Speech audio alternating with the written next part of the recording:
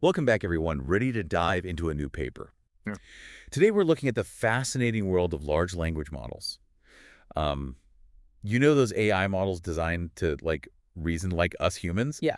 Well, this paper, do not think that much, suggests they might be overdoing it a bit. Overdoing it. Like, are these super smart AIs actually wasting brain power on simple stuff? Oh, interesting. Like, just imagine an AI agonizing over what's 2 plus 3. Okay, I'm intrigued. Where do we start? Well, right off the bat, the paper shows this visual comparing the tokens, the computational effort used by a typical LLM versus this more complex o1-Like model just to solve 2 plus 3. The o1-Like model uses almost 20 times more tokens. Wow, okay. That's a big difference. Right. And to make it even more mind-boggling, Figure 2 shows this o1-Like model generating 13 distinct solutions for that simple addition problem. 13 solutions for 2 plus 3. 13.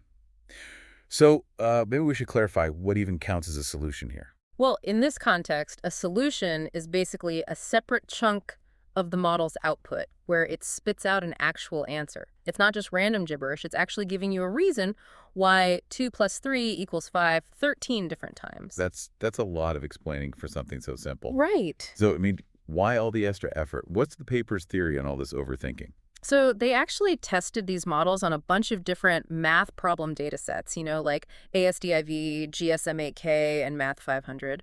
And they were specifically looking at how the difficulty of the problems affected the number of solutions these models generated. Makes sense. And get this, they found that o1-like models tend to generate more solutions for the easier problems. So the harder the problem, the fewer solutions they try to come up with. Essentially, yes. Which is kind of counterintuitive, right? Yeah, you'd think they'd need to put in more effort for the harder ones. Exactly. And, if you look at Figure 4, they compare the average number of solution rounds for the easiest and hardest problems in that Math 500 dataset.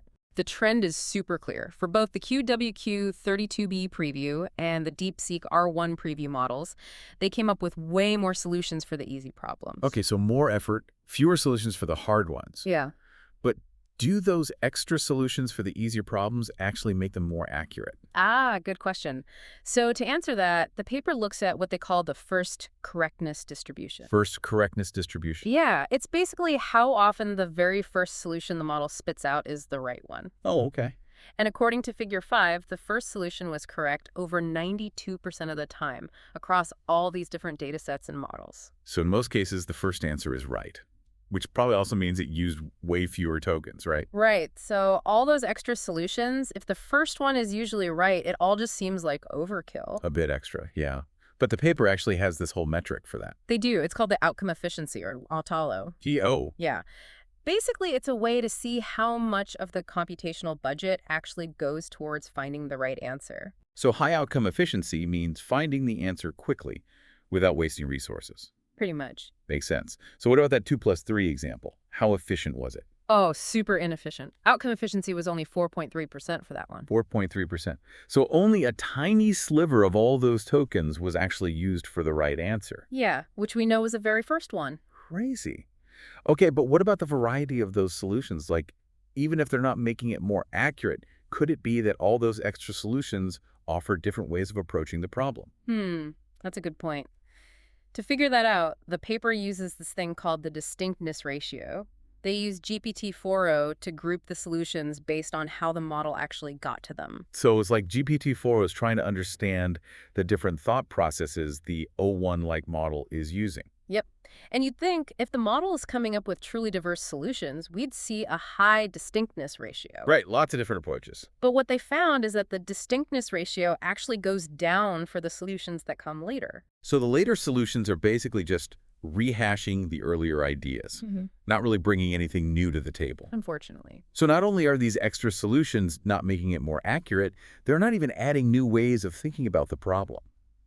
Okay, but there's another efficiency metric too, right? There is, yeah. It's called process efficiency, or ICORNP.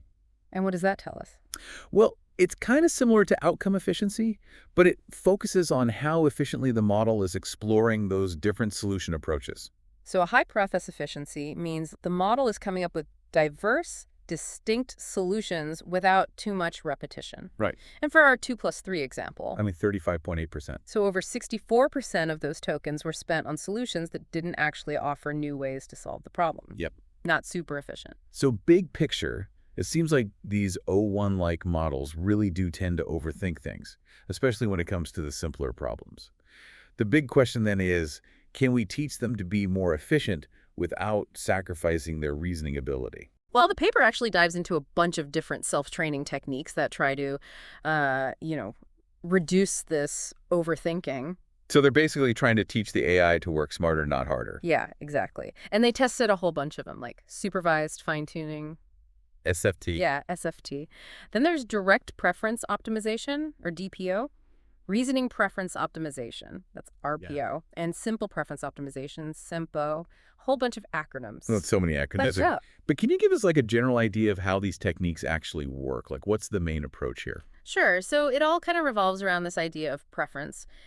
Basically, the researchers create these special training data sets where the model gets to see both efficient and inefficient ways of reasoning. So showing it examples of what to do and what not to do. Exactly. And by exposing the model to these contrasting examples, it starts to learn to favor those more efficient strategies. Kind of like learning from experience, like we do. Yeah, in a way. So did it work? Did these techniques actually help curb the AI's tendency to overthink? They did. They were actually able to significantly reduce the token usage while either keeping the accuracy the same or even making it better in some cases. Oh, wow. That's awesome. So which technique ended up being like the most effective? Well, SIMPO seemed to really stand out. It was the one that achieved the biggest reductions in token usage across all the different data sets.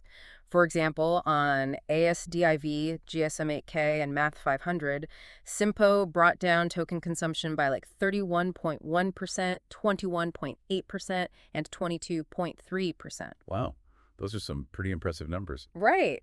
And Did they try combining Simbo with, that idea we talked about earlier where you just keep the earliest solutions? they did. They combined it with a strategy they called FCS plus reflection, which keeps the first correct solution and its immediate reflection. And that combo led to even more efficiency gains. Oh, wow. Like how much more efficient did it get? Well, for example, in Math 500, they saw a big drop in token usage. And for the easiest level 1 problems, the accuracy went from 97.7% to a perfect 100%. So they're basically teaching the AI to get straight to the point. No more unnecessary detours. Yeah. It's fascinating though, right? And if these models are already so good with fewer steps, why are they so prone to overthinking in the first place? Yeah, that's a question researchers are still trying to figure out.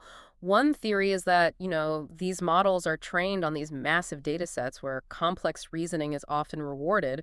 So they might develop this bias towards generating multiple solutions, even when it's not really necessary. Like they're conditioned to show their work, even when the answer seems obvious. Kind of, yeah. It's like they want to prove they know what they're talking about. Makes sense.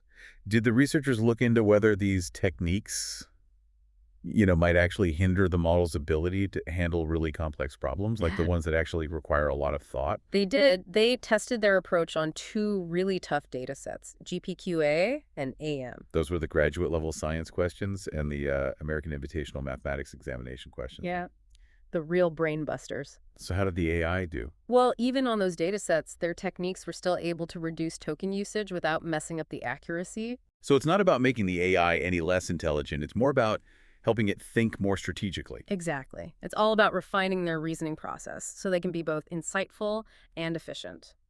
This is such a cool exploration of how human intelligence and artificial intelligence are kind of like intertwined. It really makes you think, you know, as we're building these increasingly complex AIs, finding that balance between deep thought and being efficient, that's going to be super important. It is, yeah. Makes you wonder, why do they even default to all that overthinking when, they can already solve these problems just fine with way fewer steps? Yeah, it's like they're programmed to over-explain, even if the answer is like right there in front of them. Right. And as we keep developing these AIs, making them even more capable of complex reasoning, finding that sweet spot between deep thought and efficiency, that's going to be key. Yeah, we need AI that can tackle those really tough problems, but we also need them to be accurate and, not waste a bunch of resources. Absolutely. And the research in this paper, it's definitely a good step in the right direction. By figuring out ways to, reduce that overthinking, we're essentially helping them think smarter, not harder. Exactly. Use those resources more wisely. Yeah. Well, this has been a really fascinating deep dive into the world of overthinking AI. It has. And it's clear that there's so much more to explore, so much more to learn. I'm really excited to see what these models are going to be capable of in the future. Me too. It's going to be interesting to see where this all goes. Definitely. All right, everyone, thanks for joining us for another deep dive. We'll see you next time.